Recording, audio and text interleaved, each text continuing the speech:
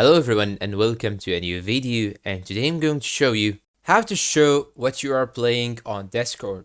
It's very easy and simple. All you have to do is to follow my steps, and before we begin, don't forget to hit the like button, subscribe and turn on the notifications. First thing you should do is to open your Steam account, and as you can see here on the right side I have this icon right here and it says that I am playing the final.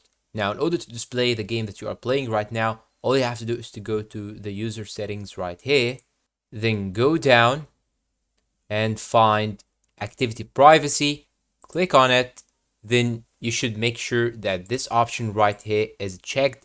And as you can see, if I unchecked this option, then go back, as you can see now, it cannot display the game that I'm playing right now. But if I go back and turn this option on, it turns back and displays the game that I'm playing.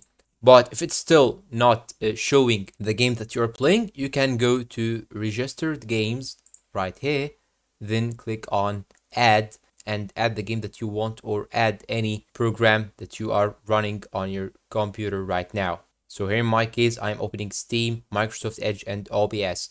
So it will show me the programs that I have, or you can even type the program that you use.